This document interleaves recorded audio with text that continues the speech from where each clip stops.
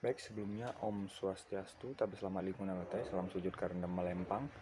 Perkenalkan, saya Putu Ade Widianyana dari Program Studi Pendidikan Agama Hindu kelas B semester 1 NIM 21000048. Di sini saya akan memaparkan materi mengenai konsep dan implementasi kurikulum 2013. Nah, sebelum lanjut, kita harus mengetahui apa itu kurikulum terlebih dahulu. Sebelumnya, istilah kurikulum pada awalnya digunakan dalam dunia olahraga pada zaman Yunani kuno, yaitu berasal dari kata kurir yang artinya pelari dan kurir atau artinya tempat berpacu. Dalam bahasa Inggris, kurikulum berarti rencana pembelajaran.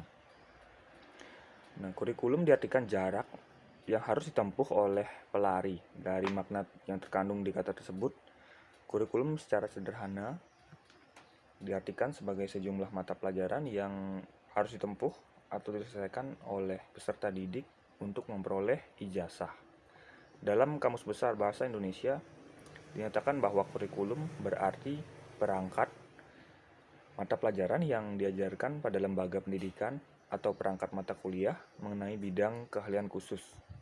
Nah, pada kurikulum 2013 ini lebih ditekankan pada pendidikan karakter, terutama pada tingkat dasar yang akan menjadi fondasi bagi tingkat berikutnya.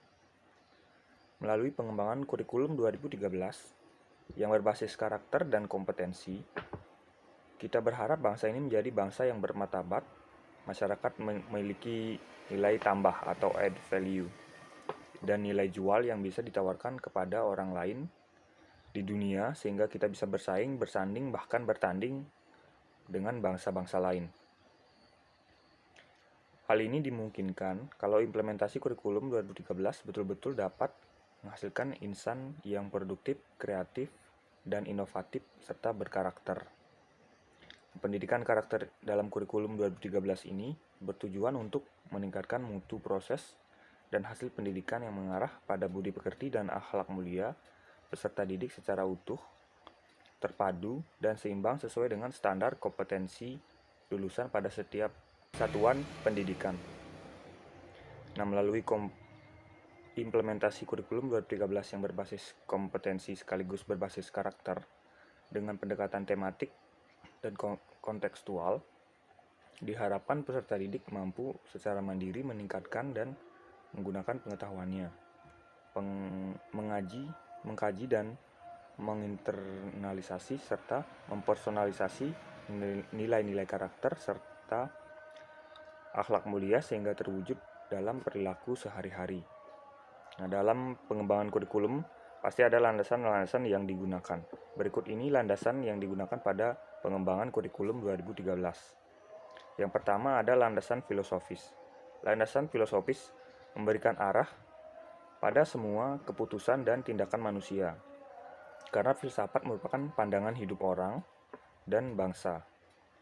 Yang pertama ada filosofis dari Pancasila yang memberikan berbagai prinsip dasar dalam pembangunan pendidikan. Kemudian kedua ada filosofis pendidikan yang berbasis nilai-nilai luhur, nilai akademik, kebutuhan peserta didik dan masyarakat.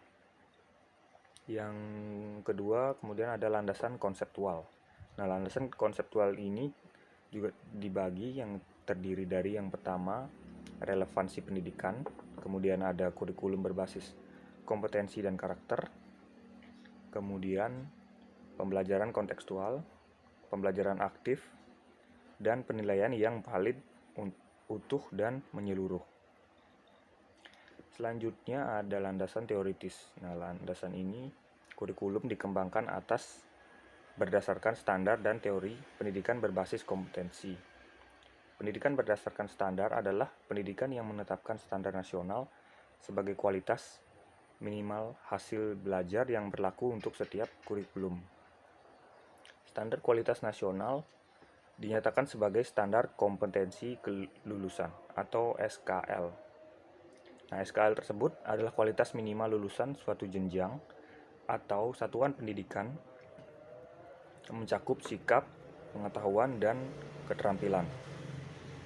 Selanjutnya ada landasan empiris. Nah, berbagai perubahan telah terjadi di Indonesia. Kemajuan di beberapa sektor, namun di sektor lain, khususnya pendidikan, Indonesia tetap tinggal di tempat atau bahkan mundur. Hal-hal seperti ini menunjukkan perlunya perubahan orientasi kurikulum dengan tidak membebani peserta didik dengan konten, namun aspek kemampuan esensial yang diperlukan semua warga untuk berperan serta dalam membangun negara pada masa mendatang. Selanjutnya ada landasan yuridis. Karena secara yuridis, kurikulum adalah suatu kebijakan publik yang didasarkan kepada dasar filosofis bangsa dan keputusan yuridis di bidang pendidikan. Landasan yuridis kurikulum adalah Pancasila, Undang-Undang Dasar 1945, Undang-Undang Nomor 20 Tahun 2003 tentang Sistem Pendidikan Nasional, Peraturan Pemerintah Nomor 19 Tahun 2005, Peraturan Menteri Pendidikan Nasional Nomor 22 Tahun 2006 tentang standar isi. Nah, implementasi dari kurikulum 2013 yaitu berdasarkan keputusan Menteri Pendidikan dan Kebudayaan tentang implementasi kurikulum 2013, diantaranya sebagai berikut. Yang pertama ada pasal 1, implementasi kurikulum 2013 pada sekolah dasar atau madrasah ibtidaiyah, sekolah menengah pertama atau SMP, sekolah menengah atas, dan juga kejuruan, yang dimulai secara bertahap pada tahun 2013-2014. Nah, kemudian ada pasal 2, implementasi kurikulum pada SD, SMP, SMA, SMK sederajat menggunakan pedoman implementasi kurikulum yang mencakup yang pertama ada pedoman penyusunan dan pengelolaan, kemudian pedoman pengembangan muatan lokal, pedoman kegiatan ekstrakurikuler, pedoman umum,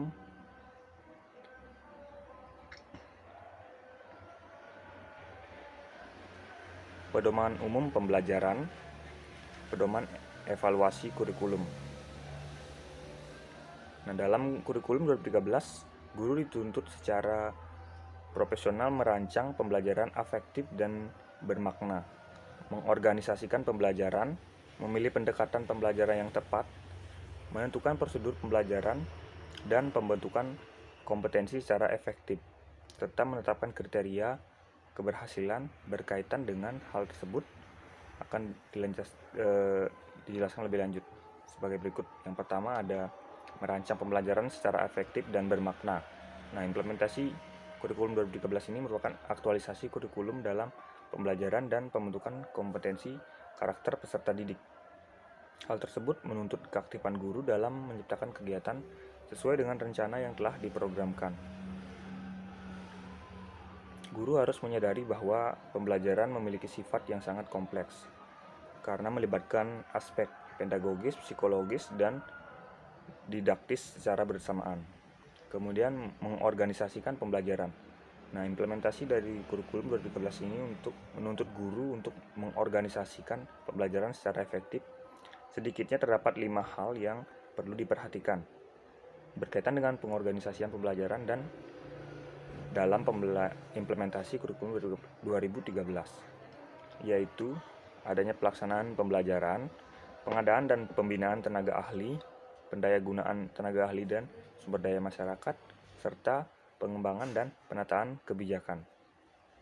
Kemudian memilih dan menentukan pendekatan pembelajaran. Nah, implementasi kurikulum 2013 berbasis kompetensi dalam pembelajaran dapat dilakukan dengan berbagai pendekatan. Pendekatan tersebut antara lain pembelajaran kontekstual atau contextual teaching and learning. Kemudian bermain peran pembelajaran partisipatif atau participative teaching and learning. Kemudian ada belajar tuntas atau mastery learning dan pembelajaran konstruktivisme atau konstruktivisme teaching and learning. Kemudian ada melaksanakan pembelajaran dan pembentukan kompetensi dan karakter. Pembelajaran dalam menyukseskan implementasi kurikulum 2013 merupakan keseluruhan proses belajar, pembentukan kompetensi, dan karakter peserta didik yang direncanakan. Untuk kepentingan tersebut, maka kompetensi inti, kompetensi dasar, materi standar, indikator hasil belajar, dan waktu yang harus ditetapkan sesuai dengan kepentingan pembelajaran sehingga peserta didik diharapkan memperoleh kesempatan dan pengalaman belajar yang optimal. Dalam hal ini, pembelajaran pada hakikatnya adalah proses interaksi antara peserta didik dengan lingkungannya, sehingga peserta didik terjadinya perubahan perilaku ke arah yang lebih baik.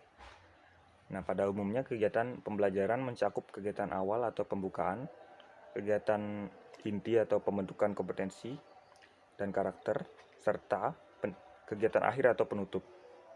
Nah, implementasi yang efektif merupakan hasil dari interaksi antara strategi, implementasi, struktur kurikulum, tujuan pendidikan, dan kepemimpinan kepala sekolah. Oleh karena itu, pengoptimalan implementasi kurikulum 2013 diperlukan suatu upaya strategis untuk mensinergikan komponen-komponen tersebut, terutama guru dan kepala sekolah dalam membudayakan kurikulum. Membudayakan kurikulum dapat diartikan bahwa implementasi kurikulum tersebut masuk dalam budaya sekolah yang merefleksikan nilai-nilai dominan, norma-norma, dan keyakinan semua warga sekolah, baik peserta didik, guru, kepala sekolah, maupun tenaga kependidikan lain. Baik, demikian materi yang dapat saya sampaikan. Bila ada salah kata mohon dimaafkan. Saya akhiri dengan Parama Santi, Om Santi, Santi, Santi Om. Terima kasih sudah menonton.